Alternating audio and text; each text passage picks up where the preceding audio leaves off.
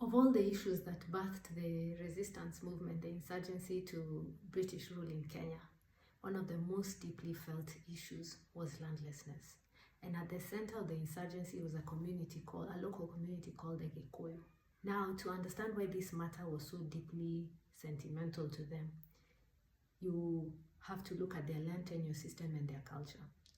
So this community, according to myth, was founded by a man called Gikuyu. Gikuyu had 9 wives. They lived somewhere in central Kenya. He multiplied and had many children, obviously dozens of them, and that created some pressure on the land. So they needed to migrate outward, and they migrated southward. In that migration, they met a group of people called Ndorobo. These were a hunter-gatherer type. So they bartered honey and livestock with them for grains and other agricultural produce like bananas and so on, because the Gikuyu were farming, they were an agricultural community. So over time, in that barter, they ended up doing land transactions and bought land from them. And they expanded and grew. And in other cases where the Ndorobo did not actually own the land, a Gikuyu man would simply arrive there and clear the forest, and that portion of land would be allocated to his then wife. So if he decided, or if he chose to marry a second wife, she would also find a portion of forest, clear it, and that would become her land, and the whole place would become the man and his wife's property, and it would be passed from generation to generation. So there's a very clear system of land tenure. Not only that, land for Gikuyu community was considered to be a benevolent divine endowment. So it was like a gift from God to this community. Not only that, it was also a spiritual medium of transaction, because there was where their ancestors were buried, and that was deeply connected to the Gikuyu spirituality and their system of prayers and sacrifice.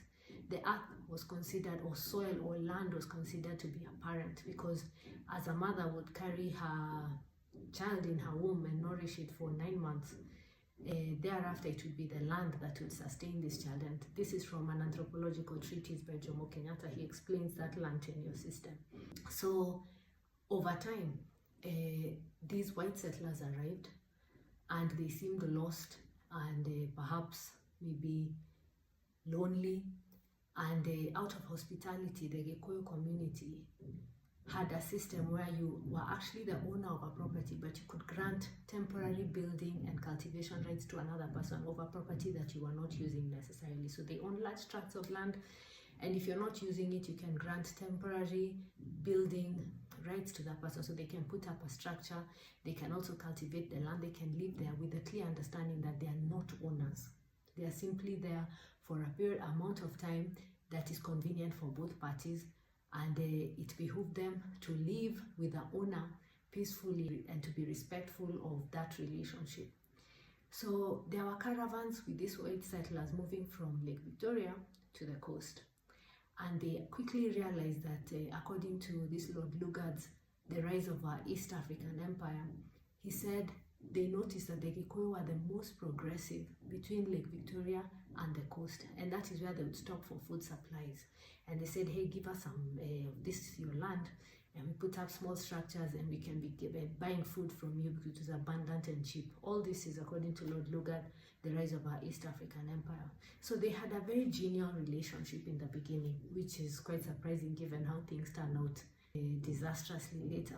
And they would sell them food or supply them with food, and even supply them with porters to escort them to the coast. And they were called Adongo. They were considered wanderers. That word means wanderers.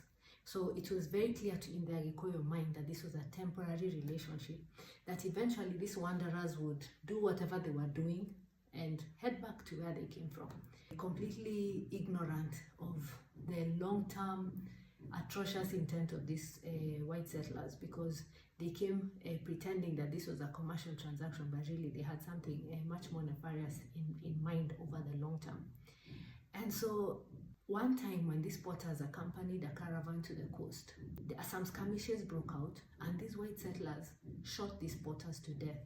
When that report got back to the Gikuyu, they were utterly scandalized and decided to no longer transact with this Adongo, because they found them to be ungrateful, according to Jomo Kenyatta's Facing Mount Kenya. And so they decided, we are no longer going to give you any food and they hoped that that would drive them away back to wherever they came from.